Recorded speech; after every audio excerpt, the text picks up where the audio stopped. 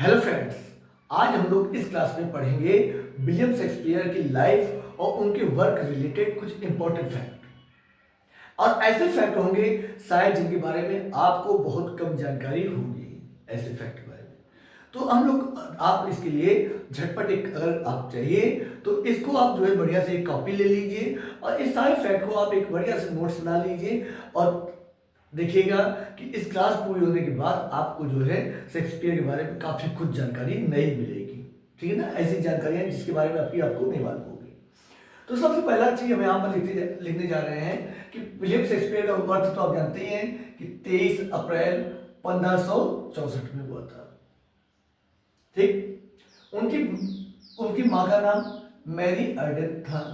William Shakespeare की माँ का नाम मैरी अर्डन। इनके पिता का नाम जॉन शेक्सपियर था। जॉन शेक्सपियर था। और मैरी अर्डन की मृत्यु जो है 1609 में हुई थी। इनकी डेथ जो है मैरी अर्डन की डेथ कब हुई थी? 1609 में हुई थी। जॉन शेक्सपियर इनके पिता जो थे एक जो है ग्लव मेकर थे। क्या थे? ग्लव मेकर थे। और जिस इनकी मृत्यु जो है 1601 में हुई थी। इनकी मृत्यु जो है 1601 में हुई थी जॉन शेक्सपियर। इनकी पत्नी का नाम एन हैथवे थे। एन हैथवे था इनकी पत्नी का नाम था, जिनसे इनकी शादी जो है 27 नवंबर 1582 में हुई थी। इनकी विलियम शेक्सपियर की शादी जो है 27 नवंबर 1582 में हुई थी। विलियम शेक्सपियर की शादी। और एक इंटरेस्टिंग फैक्ट इनके बारे में यह है कि विलियम शेक्सपियर की जब शादी हुई इनसे तो उस समय विलियम शेक्सपियर की उम्र जो है 18 ईयर्स की थी। विलियम शेक्सपियर उस समय कितने साल के थे? 18 ईयर के थे।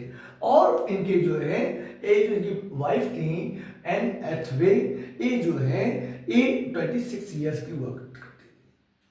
उसके बाद इनकी जब शादी होती है, इनकी मैरिज जो हुई 27 नवंबर 1582 में होती है। उसके बाद जो है इनकी जो फर्स्ट चाइल्ड है विलियम शेक्सपियर और एन हैथवे की जो पहली चाइल्ड थी जिसका नाम था सुसैना, जिनका जन्म जो है 26 मई 1583 में हो गया था। मतलब केवल शादी के जो है केवल 6 मंथ के बाद। ऐसा माना जाता है कि विलियम शेक्सपियर की जो है जब शादी हुई तो उनकी वाइफ जो है 3 मंथ की प्रेग्नेंट हुआ करती थी। ठीक है ना, तो मतलब ये इनकी शादी की वो है। उसके बाद इनका जो दो सन थे हैमनेट और जूथित। हैमनेट और जूथित ये दोनों जो है जुड़वा थे। ये दोनों बच्चे जो थे इनके ये जुड़वा बच्चे थे। इनका जन्म 1585 में हुआ था। इनका जन्म जो है 1585 में हुआ था। आपके ये जो हैमनेट की 1596 में 11 ईयर की उम्र में इनकी जो है डेथ हो जाती है हैमनेट की। इस तरह जो है विलियम शेक्सपियर के 2 बच्चे रहते हैं, एक सुसैना और दूसरी लड़की जूथित। एक कुछ इनकी लाइफ रिलेटेड है। उसके बाद कहते हैं कि 1585 से 1592 तक विलियम शेक्सपियर की लाइफ का इस समय को विलियम शेक्सपियर का लास्ट ईयर माना जाता है। ये भी एक इंटरेस्टिंग फैक्ट है कि कभी कभार आपसे ये भी पूछा जा सकता है एग्जामों में कि विलियम शेक्सपियर का लास्ट ईयर कितने समय को कब से कब तक कहा जाता है। तो एक फैक्ट, सबसे इंपॉर्टेंट फैक्ट ये है कि 1585 से 1592 तक ये लास्ट ईयर माना जाता है। उसके बाद अगला इंपॉर्टेंट फैक्ट विलियम शेक्सपियर के बारे में ये है कि विलियम शेक्सपियर इस समय को ये माना जाता है कि विलियम शेक्सपियर के बारे में ये माना जाता है कि इनके जो बायोग्राफर थे, इनके फर्स्ट बायोग्राफर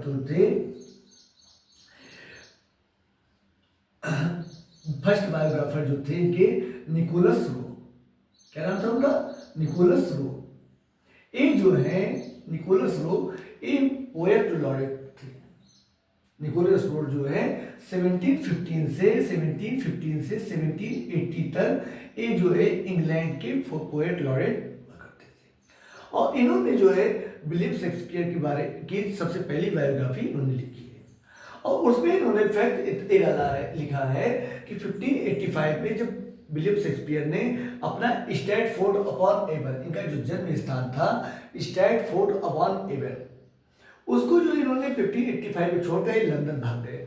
और निकोलस रो के अनुसार कि एक क्यों किया उन्होंने, इसलिए किया कि एक वहाँ का जो है लैंडलॉर्ड थे थॉमस लूसी की बाग में गार्डन में इन्होंने जो है एक डियर की पोचिंग कर दी थी।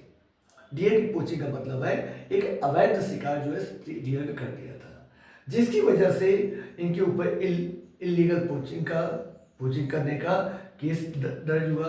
और जिस केस से कानूनी कार्रवाई से बचने के लिए ऐसा इन्होंने लिखा है निकोलस रो ने कि अपनी बुक में कि विलियम शेक्सपियर वहां से लंदन भाग गए। और उसके बाद इनके बारे में 1592 तक कोई भी फैक्ट इनके बारे में नहीं पता लगता है, इनकी लाइफ के बारे में कोई भी जानकारी नहीं मिलती है। अब हम चलते हैं इनके वर्क के बारे में, कुछ स्पेशल वर्क के बारे में इनके देखते हैं कि जो इनके इम्पोर्टेंट वर्क हैं और उसमें के बारे में क्या इम्पोर्टेंट है। तो देखिए सबसे पहली चीज तो ये है कि इनके जो कुछ प्ले हैं जिस प्ले को माना जाता है कि इनके लॉस्ट प्ले है। क्या प्ले है? Lost play. विलियम शेक्सपियर के लॉस्ट प्ले जो माने जाते हैं, दो प्ले हैं, एक है कार्डिनो और दूसरा प्ले जो है loves labour one. Loves labour one, ये जो दो वर्ग जो है कार्डेनियो से बोला जाता है, कार्डेनियो। ये दो वर्ग जो माने जाते हैं, इनके जो लॉस्ट वर्ग है, मतलब ऐसा माना जाता है कि एक कार्डेनियो और लव्स लेबर वन, ये दो वर्ग जो है इनके खो गए थे, जिसके बारे में आज मतलब दोबारा पता नहीं लगा। ऐसा माना जाता है कि विलियम शेक्सपियर ने ये दो वर्ग भी लिखे थे, लेकिन ये दोनों क्या हो गए हैं, ये लॉस्ट हो गए हैं, इनके बारे में जानकारी नहीं है। ठीक है ना। और उसके बारे में कुछ वर्क ऐसे भी हैं जिनके बारे में माना जाता है कि विलियम शेक्सपियर का इन प्लेयों को भी लिखने में विलियम शेक्सपियर का योगदान था। जिसमें एक प्ले है आपका डबल फॉल्सहुड। इस प्ले जो है डबल फॉल्सहुड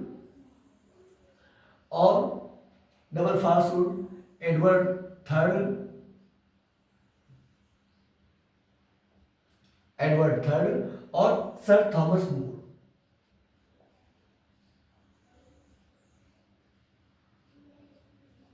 इन तीन प्ले जो हैं, ये जो तीन प्ले हैं, थ्री प्ले जो हैं, इन प्लेयों को डबल फॉल्सहुड, एडवर्ड थर्ड और सर थॉमस मूर को भी जो है ये माना जाता है कि इस प्ले को में भी लिखने में क्या है कि विलियम शेक्सपियर का योगदान था। ये योगदान के बारे में क्या है कि इस योगदान के बारे में कुछ तो कभी कभार तो ऐसा भी होता है कि कुछ लाइव एक्टरों ने भी चर्चा की है, और ये भी है प्रूफ इसके बारे में कि जैसे जब इसको कंप्यूटर वगैरह से आज की टेक्नोलॉजी के माध्यम से इसको देखा जाता है, जब जांचा जाता है, तो इसमें की भी कुछ लाइनें हैं, कुछ पंक्तियां हैं जिनमें जो वो बताया जाता है कि शेक्सपियर के द्वारा ही स्टाइल में लिखा गया है। तो इससे माना जाता है कि इस sir double falsehood, Edward third और सर थॉमस मूर जो है ये क्या है, ये भी प्ले इनके द्वारा लिखे गए थे। और जिसमें जो है ये दो प्ले जो है कार्डेनियो और लव्स लेबर वन जो है, ये दो प्ले जो है ऐसे प्ले हैं जिनको लॉस्ट प्ले माना जाता है।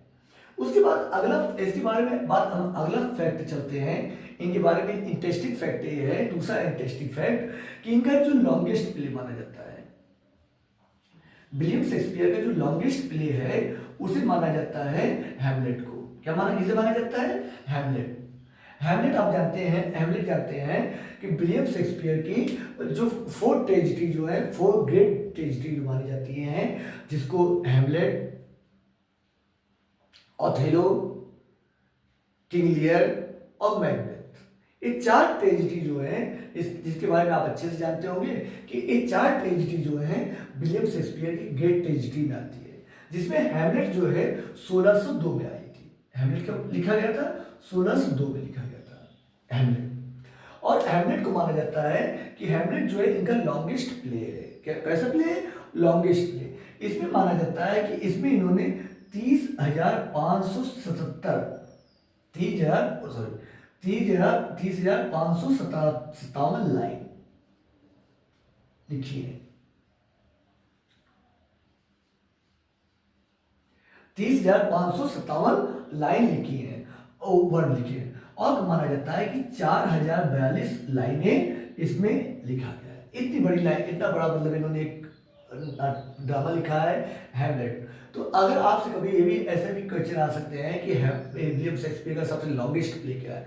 अब लॉन्गेस्ट प्ले, चाहे लॉन्गेस्ट प्ले भी पूछा जा सकता है और लॉन्गेस्ट ट्रेजिडी भी पूछी जा सकती है आपसे, ठीक है। मतलब कई सारे के इसमें क्वेश्चन बन सकते हैं आपके कि विलियम शेक्सपियर का लॉन्गेस्ट प्ले कौन सा है, या ये पूछा जा सकता है प्ले विलियम शेक्सपियर की लॉन्गेस्ट ट्रेजिडी कौन सी है, या ये भी आपसे पूछा जा सकता है कि विलियम शेक्सपियर की जो 4 ग्रेट ट्रेजिडी हैं उनके 4 ग्रेट ट्रेजिडी में विलियम शेक्सपियर का लॉन्गेस्ट ट्रेजिडी कौन सी। तो मतलब कई सारे क्वेश्चन आपके बन सकते हैं। और एक यह तो आपको पता ही लग गया कि विलियम शेक्सपियर ने इसको जो है 1602 में लिखा था और इसमें 30,557 वर्ड हैं और 4,042 लाइनें हैं। अब चलते हैं अगला फैक्ट जो आ रहा है इसके बाद, ये हमारा आता है कि इनका शॉर्टेस्ट ट्रेजिडी कौन सी है। तो शॉर्टेस्ट ट्रेजिडी, क्योंकि देखिए इसमें दो क्वेश्चन आ रहे हैं सामने। एक क्वेश्चन तो ये आ रहा है कि भाई लॉन्गेस्ट अगर ट्रेजिडी हैमलेट है तो शॉर्टेस्ट ट्रेजिडी कौन सी है। तो देखिए जो शॉर्टेस्ट ट्रेजिडी जो है ये है मैकबेथ। ये कौन सी है? ये है मैकबेथ। विलियम शेक्सपियर की जो शॉर्टेस्ट ट्रेजिडी है ये है मैकबेथ और ये जो है 1608 में आई थी। ये कब आई थी? 1608 में लिखी गई थी। विलियम शेक्सपियर ने इसको जो है 1608 में लिखा। ये चीजें इनके बारे में इंपॉर्टेंट है। उसके बाद जो है विलियम शेक्सपियर का अगर शॉर्टेस्ट प्ले पूछा जाता है कि विलियम शेक्सपियर का शॉर्टेस्ट प्ले कौन सा है, ठीक है ना, शॉर्टेस्ट प्ले कौन सा है, तो इसे माना जाता है कि the comedy of error. The comedy of error एक जो है विलियम शेक्सपियर की शॉर्टेस्ट ट्रेजिडी है, कॉमेडी है, ठीक है। ये प्ले है, शॉर्टेस्ट प्ले भी है और एक कॉमेडी थी जो कि 1594 में आई थी। कब आई थी? 1594 में आई थी।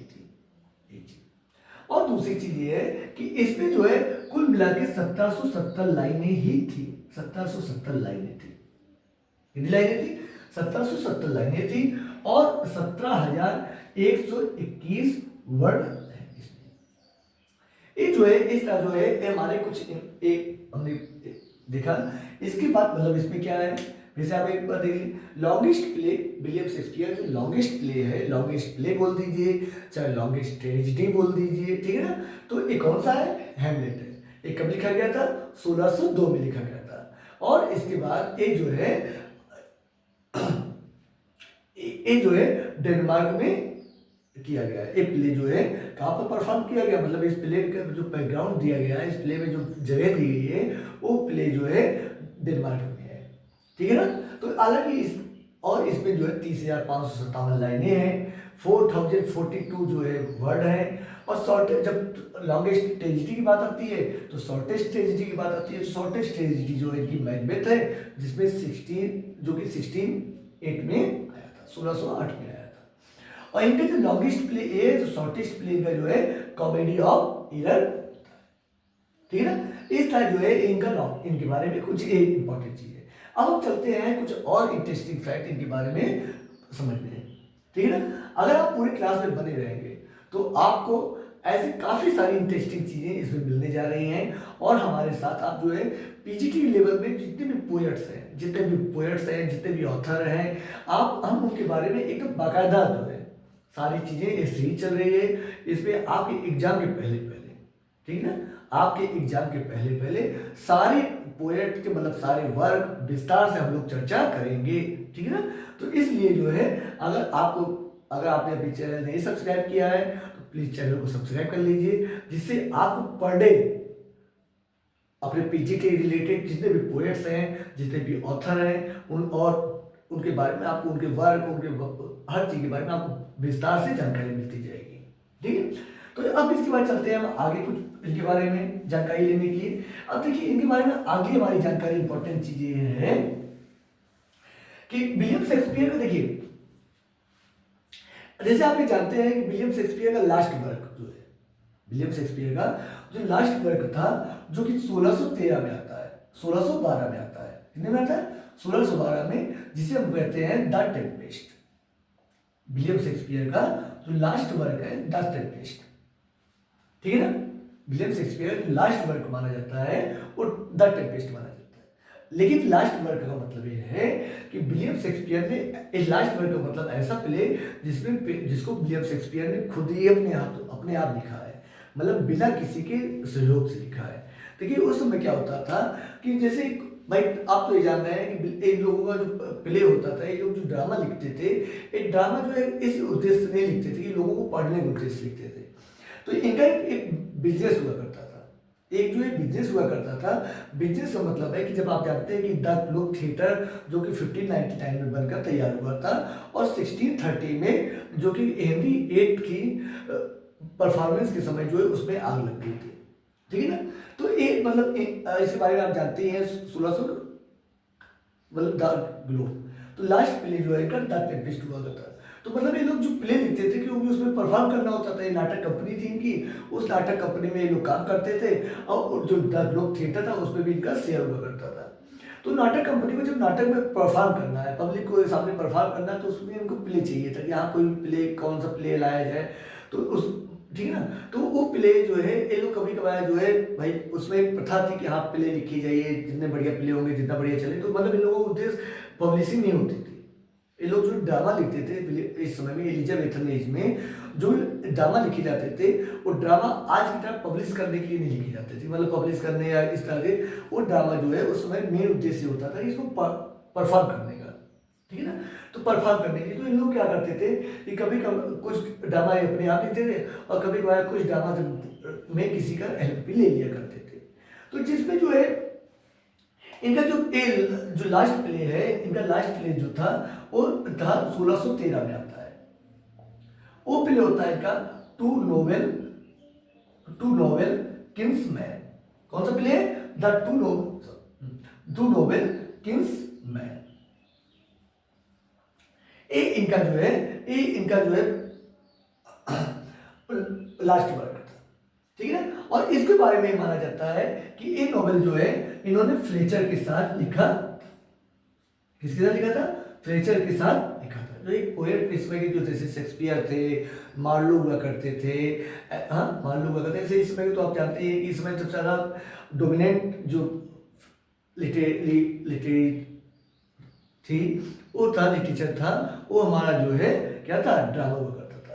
तो ड्रामा में जो है मतलब इनका जो लास्ट वर्क था, तो देखिए लास्ट वर्क एक 1612 में जो द टेम्पेस्ट आता है, ये इनका खुद का वर्क होता है, मतलब इसमें इन्होंने किसी का कोलैबोरेशन नहीं किया था। और एक जो वर्क था एक कोलैबोरेशन में लिखा गया था, ठीक है ना। तो इनके जो, ठीक है, तो इनका लास्ट वर्क जो था वो द टू नोवेल किंग्समैन था, जो कि फ्लेचर के साथ लिखा गया था। और इनका जो है एक प्ले जो था ये अपने आप लिखा गया था। उसके बाद और इनके भी इन्होंने कुछ वर्क और भी जो है जो कोलैबोरेशन में लिखा थे। कोलैबोरेशन का मतलब होता है सहयोग में, कोलैबोरेशन का मतलब होता है ऐसे वर्क जो है जो सहयोग से लिखे जाए, जो सहयोग से लिखे जाते हैं, ऐसे वर्क को हम क्या बोलते हैं? कोलैबोरेशन वर्क बोलते हैं। तो इसमें देखिए इनके जो कुछ वर्क थे, जिसमें इनका पहला वर्क था टिमोन ऑफ एथेंस। इनका जो एक वर्क है टिमोन ऑफ एथेंस, ठीक है ना। देखिए ये वर्क जो है इनका जो वर्क था, इसको टिमोन ऑफ एथेंस एक बहुत अच्छा वर्क माना जाता है, ठीक है ना।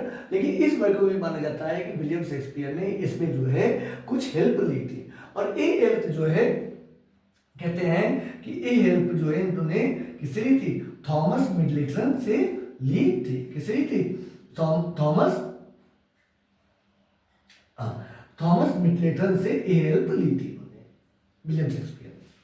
मतलब एक, ठीक है ना बात, मतलब वर्क जो था वो विलियम शेक्सपियर का था, लेकिन उसमें कुछ सहयोग जो है, जैसे मान लीजिए कुछ पोएम वगैरह या कुछ सॉन्ग वगैरह लिखने में, या मान लीजिए कोई एक सीन वगैरह लिखने में, इस तरह मतलब किसी भी प्रकार से उन्होंने थोड़ा सा हेल्प जो है थॉमस पेटरसन के साथ लिया था।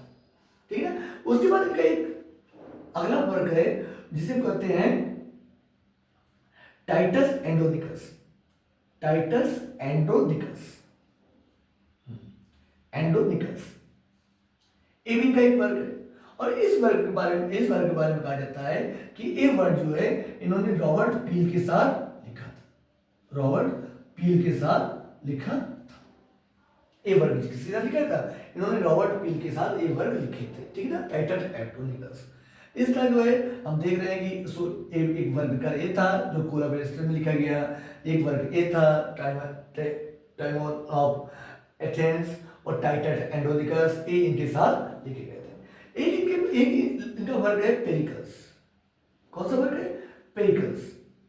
पेरिकल्स जो है ये इसे माना जाता है कि इन्होंने जॉर्ज बिल्किंस के साथ लिखा था। ये सब कौन है? ये सब जो है, देखिए आप एक बात समझ लीजिए, हमने आपको बताया था कि एलिजाबेथन एज और जेकोबियन एज जो है, उस एज में जो एक ड्रामा का एक लहर चली थी। ठीक है, एक वेव आई थी कि जिसमें जो है सब ड्रामा लिख रहे थे। हर तरफ ड्रामा लिखने में जितने जो भी युग थे, जैसे आज के समय में क्या है कि पैसे कमाने के लिए लोग एक लाइन किसी लाइन में भागने लगते हैं, जिधर भाग रहे हैं एक ही तरफ भाग रहे हैं। तो उसी तरह क्या है कि उस समय में जो एक वेव आई थी कि मतलब पैसा कमाना है, पैसा कमाना है, तो पैसा जो भी कमाना चाहता था, ठीक है ना, तो जितने भी योग्य व्यक्ति थे सब लोग जो है ड्रामा में अपना हाथ बरफार कर रहे थे। जैसे आज के समय में फिल्म जगत होता है, उसी तरह जो है उस समय में एक काम होता। तो ऐसे ये लोग जो है, ये लोग जो सब जो है डायबेटिस्ट थे। ठीक है ना, डायबेटिस्ट ढेर सारे थे। जैसे आज के समय में क्या है कि आज के समय में हीरो बहुत सारे हैं, लेकिन जो है उन हीरो में कुछ हीरो जो है बहुत फेमस हो गए हैं, जैसे सलमान खान है, शाहरुख खान है, अमिताभ बच्चन वगैरह, ये सब बहुत फेमस हो गए। और कुछ हैं जो है बहुत सारे लोग। तो उसी तरह क्या थे कि उसी तरह ये लोग भी थे, लेकिन उनमें जो है विलियम शेक्सपियर बहुत ज़्यादा डोमिनेट हो गए उन लोगों में। ठीक है, लेकिन ये बात मत समझिएगा कि फ्लेचर, मिडलटन और रॉबर्ट पील, जॉर्ज बिल्किन ये लोग भी कम थे। ठीक है ना, बस ये है कि फेमस ज़्यादा हो गए हैं, इनके वर्क को लोग ज़्यादा पसंद करते हैं। ठीक है, बात आती है। उसके बाद इस तरह में इनका अगला वर्क का जो आता है, इनका जो हेनरी एट आता है, एक वर्क इनका जो है हेनरी एट, ये वर्क को भी माना जाता है कि इस वर्क को भी मिडलटन के द्वारा ही लिखा गया था। मिडलटन के साथ मिलकर इन्होंने लिखा था। ठीक है ना, ये ऐसे, ठीक है ना, इसका मतलब हमने देखा कि ये इतने वर्क जो है, अगर आप कोलैबोरेशन में आपसे पूछा जाए कितने वर्क कोलैबोरेशन में आते हैं, तो एक आपका टू नोबेल किंग्समैन हो गया, जो कि इनका लास्ट वर्क भी माना जाता है। कहते हैं कि उसमें वो रिटायरमेंट थे, तो रिटायरमेंट के समय में उन्होंने फ्लेचर के साथ एक वर्क लिखा था, लास्ट प्ले। ठीक है, उसी तरह टाइमोन्स और एथेंस इनका थॉमस मिडलटन के साथ आता है। टाइटस एंड्रोनिकस जो है रॉबर्ट पील के साथ आता है। पेरिकल्स तो आपका जो है जॉर्ज बिल्किंस के साथ आता है। और हेनरी एट जो है ये मिडलटन के साथ आता है। अब इसकी बात देखिए कि आपने जो पेरिकल्स जो माना जाता है, कहते हैं कि ये जो फर्स्ट फोलियो आया था, हाँ, जो फर्स्ट फोलियो आता है जो जॉन हेमिंग और हेनरी कॉन्डेल के साथ आता है, 1623 में आता है। ठीक है ना, ये सब फैक्ट आप नोट कर जाइएगा। जैसे कुछ फैक्ट हम लिख रहे हैं, कुछ फैक्ट हम बोल रहे हैं, तो ऐसे क्या है कि 1623 में आता है जॉन हेमिंग और हेनरी कैंडल के साथ जो है उनका फर्स्ट फोलियो आता है। फर्स्ट फोलियो का मतलब है कि उसमें इनके सारे वर्क जो है पब्लिश करवाए गए थे। तो उसमें जो है 36 प्ले पब्लिश करवाए गए थे। कितने प्ले पब्लिश करवाए गए थे? 36 पब्लिश करवाए गए थे। लेकिन माना जाता है कि इन्होंने 39 प्ले लिखे थे। ठीक है ना, 39 प्ले लिखे थे। 39 प्ले में जैसे आपका द टू नोबेल किंग्समैन हो गया, पेरिकल्स हो गया, हाँ, ये सब वर्क जो है उसके साथ नहीं जोड़ा गया था। जिसको जो है फिर जब 1632 में जब सेकेंड फोलियो आता है, ठीक है, इनके जो 4 फोलियो आए थे विलियम शेक्सपियर के जो वर्क थे। हालांकि आप एक बात जान लीजिए कि विलियम शेक्सपियर के जो वर्क थे वो सारे वर्क जो है उनकी लाइफ में पब्लिश नहीं हो पाए थे। ठीक है ना, काफ़ी वर्क थे जो मैन्युस्क्रिप्ट ही जिनकी हुआ करती थी।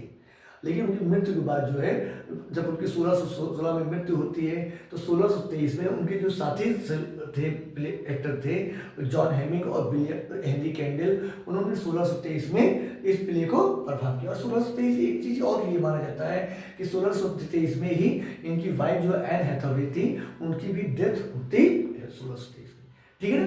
अब हम जो है अगली क्लास में विलियम शेक्सपियर से रिलेटेड और भी इंपॉर्टेंट फैक्ट लेकर आएंगे। अगर ठीक है ना, तो आप जो है, अगर आपने चैनल को नहीं सब्सक्राइब किया है तो चैनल को आप सब्सक्राइब कर लीजिए, और आपको जो है अगले वीडियो में आपको इनके बारे में जो और भी इंटरेस्टिंग फैक्ट है, ठीक है ना, ऐसे काफ़ी सारे इंटरेस्टिंग फैक्ट हम आपको ऐसे बताते जाएंगे। समय बहुत ज़्यादा लंबा ना हो, इसलिए जो है हम थोड़ा शॉर्ट में इस क्लास को समाप्त कर रहे हैं। मिलते हैं अगली क्लास में।